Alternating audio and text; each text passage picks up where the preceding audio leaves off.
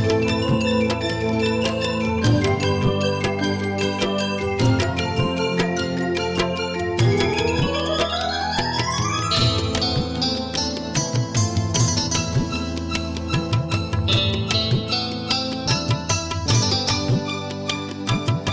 में आप सबकी सलामती हो। मेरा नाम है रिजवान भट्टी और एक मरतबा फिर हाजिर हूँ अपने प्रोग्राम के साथ।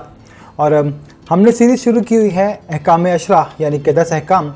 तो आज हम बात करेंगे 9वें हुक्म पर, जो कि है तो अपने पड़ोसी के ख़िलाफ़ झूठी गवाही नहीं देना। उससे पहले कलाम मुक़द्दस में कुछ आयात मरकूम हैं जो आपके लिए पढ़ना चाहता हूँ। वैसा ही वो शख्स है जो अपने हमसाया को दगा देता है और कहता है कि मैं तो दिल लगी कर रहा था। एक जगह और कलाम मुक़द्दस में मरकूम है, तुम अपने बाप इब्लीस से हो और अपने बाप की ख्वाहिशों को पूरा करना चाहते हो।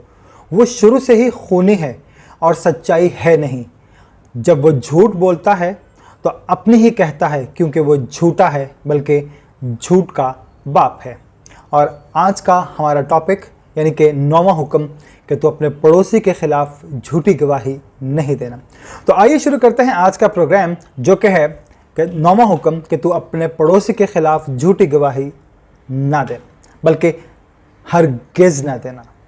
वो आइन अहद व पैमान वफ़ा जो परवरदिगार आलम ने अपने बंदों से बांधा था, और उन्हें कुछ मुतालबात भी किए जिसमें तकरीम इंसानियत सबसे बढ़कर थी, और कहा कि इंसान की इज़्ज़त, माल की इज़्ज़त, जान महफूज और जान लेने के मुख्तलिफ़ तरीके भी थे।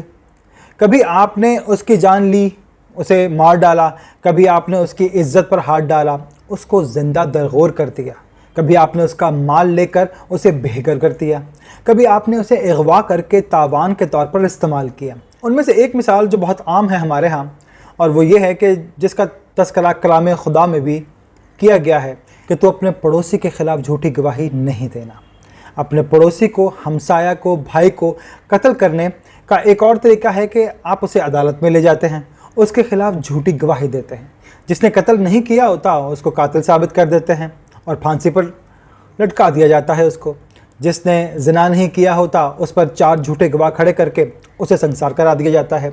जिसने चोरी नहीं की होती उसको चोरी के इल्ज़ाम में झूठी गवाही देके बंद करवा दिया जाता है। बाज़ औक़ात झूठी गवाही कुछ और भी होती है कि मुजरिम को आप मासूम साबित कर देते हैं, उसने कत्ल किया ही नहीं है, ये मेरे पास बैठा हुआ था, उस पर गलत इल्ज़ाम लगाया जा रहा है, उसे नाजेबा काम में फंसाया जा रहा है।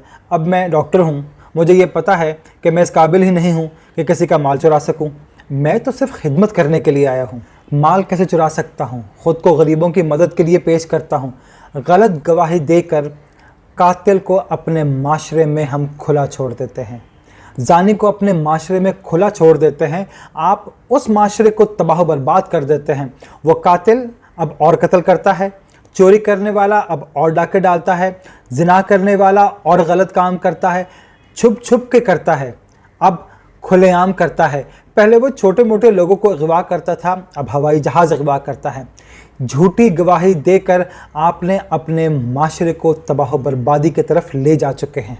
आपने पड़ोसी को कत्ल कर दिया और कहा कि पड़ोसी के ख़िलाफ़ झूठी गवाही नहीं देना। यहाँ पर एक सवाल पैदा होता है कि पड़ोसी की पाबंदी क्यों लगाई गई है? आखिर पड़ोसी है कौन? ये वो है जिसकी दीवार मेरी दीवार के साथ लगी हुई है। मेरे मसीह से किसी ने ऐसा ही सवाल पूछा तो मेरे मसीह ने फरमाया कि पड़ोसी वो है जिसकी तुम मदद कर सकते हो। ये इंसानियत की बात हो रही है, ये साथ की दीवार वालों से की बात नहीं हो रही। अगर आपने किसी के ख़िलाफ़ झूठी गवाही दी, आपने मुजरिम को बेगुनाह साबित कर दिया और बेगुनाह को मुजरिम साबित कर दिया, तो आपने कत्ल कर दिया।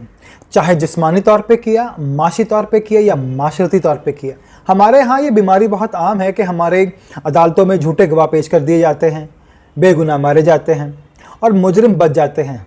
अजीब बात यही है कि चंद लोग हैं जिन्हें पट्टी पढ़ाई जाती है कि तुमने ऐसे बोलना है, वैसे बोलना है। हमारे वकील हजरात भी यही करते हैं कि पट्टी पढ़ा के उसको ले जाते हैं कि तुमने ये देखा, तुमने ऐसे किया, इसने फ़लाँ ने ऐसे किया, तो हम उसकी गवाही को कबूल कर लेते हैं। तब भी आप आ रहे थे गवाही देने के लिए। चोर का केस आया तब भी आप ही गवाह थे, ज़िना का केस था तब भी आप ही थे, अगवा का केस था तब भी आप ही थे। कुछ भी जुर्म में हो, अगर एक ही गवाह बार बार अदालत में पेश किया जा रहा है, हर मुख्तलिफ अदालत में मुख्तलिफ केस में, तो हमारे यहाँ उस आदमी से ये पूछा नहीं जाता कि कहीं भी जुर्म का इर्तिकाब हुआ तो तुम पहले से वहाँ मौजूद कैसे थे, और हर जुर्म जब भी हुआ तो तुम वहाँ मौजूद थे, तुमने ही कैसे देखा वो सब। अगर आप गिरफ्तार ना हों और जुर्म भी करें तो फिर कानून आपको सज़ा नहीं दे सकता, आपकी नीयत पर सज़ा नहीं देता, आपके दिल तक पहुंचता है। और वो सिर्फ यही नहीं देखता कि आपने क्या किया है, बल्कि आपने क्या उसका कत्ल किया है या नहीं किया, या आप जिना किया है या नहीं किया, या चोरी की या नहीं की, या पड़ोसी के खिलाफ झूठी गवाही दी या नहीं दी, या पड़ोसी के घर का लालच किया या नहीं किया, अपने पड़ोसी की बीवी का लालच किया, अपने पड़ोसी के माल का भी लालच किया।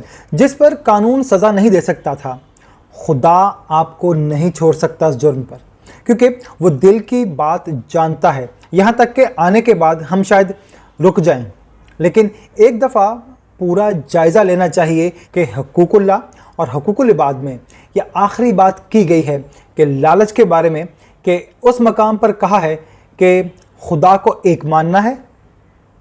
उसका सबूत ये है कि हम बुत नहीं बनाते, हम खुदा को मान रहे होते हैं, लेकिन दिल में कितने बुत हैं उसका फ़ैसला कौन करेगा? खुदा तो जान सकता है। लेकिन अगर बुत बना नहीं रहा हूँ, जहन की बाबत मौजूद हैं, तो कोई सज़ा नहीं मिलेगी। भाई, खुदा का नाम बेफ़ायदा नहीं लेना है, मैं नहीं ले रहा। जो काम कर रहा हूँ वो ऐसा है कि खुदा की इज़्ज़त और एहतराम में इजाफ़ा होता है, या खुदा को बदनाम कर रहा हूँ। मैं 6 दिन काम कर रहा हूँ, 7वें दिन आराम कर रहा हूँ, इबादत भी कर रहा हूँ, लेकिन 6 दिन जो काम कर रहा हूँ उससे माशरे को फ़ायदा पहुँच रहा है या नुकसान पहुँच रहा है। अब मैं आपके सामने एक मिसाल पेश करता हूँ कि अगर एक आदमी हफ्ते में 7 दिनों में से 6 दिन डाके डाले, 7वें दिन इबादत के लिए चला जाए, तो क्या उस हुक्म पर उसने अमल किया?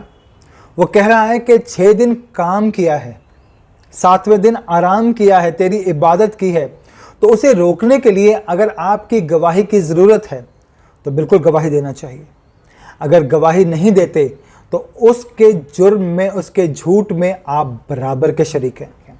अपनी तरफ से घड़ घड़ के बातें नहीं पेश करना है, आपको वो सब कुछ बताना है जो आपने देखा है, वही कुछ बताना है जो आपने सुना है। अपनी तरफ से कोई चीज़ ईजाद नहीं करनी, सिर्फ गवाही देना है, लेकिन झूठी गवाही से बचना है। अगर हमारे माशरे में झूठी गवाही ख़त्म हो जाए और अदालत में लोग झूठी गवाही देना बंद कर दें और अदालत झूठी गवाही सुनना बंद कर दें, तो हमारे माशरे में बहुत सारी बुराइयां ख़त्म हो जाएंगी। अदालत के पास इतने मुकदमात नहीं आएंगे। एक बहुत ही मशहूर वकील गुजरे हैं जो अमेरिका में थे, और वो यहूदी थे, जिनका नाम सैमुअल था।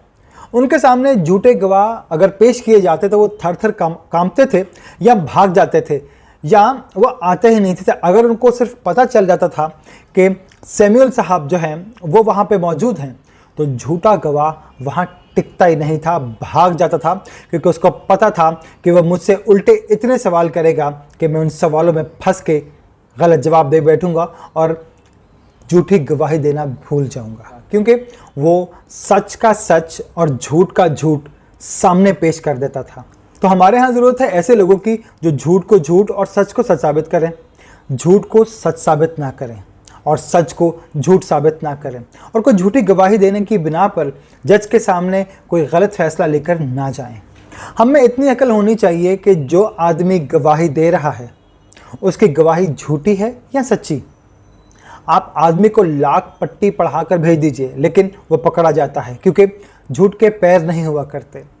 हम तो झूठी गवाही देने से हमेशा गुरेज करना चाहिए, क्योंकि यह खुदा को भी पसंद नहीं है और इंसानों को भी पसंद नहीं है। तो लिहाजा हमें चाहिए, और परवरदिगार हमें ये तौफीक अता फरमाए कि हम किसी के ख़िलाफ़ भी झूठी गवाही ना दें, बल्कि सच्चाई का दामन थाम के बैठे रहें और झूठी गवाही हरगिज़ ना दें। तो हमारा खुदा हमें अपने हाथ के साए में हमेशा सुकून और आफ़ियत से रखेगा। आमीन।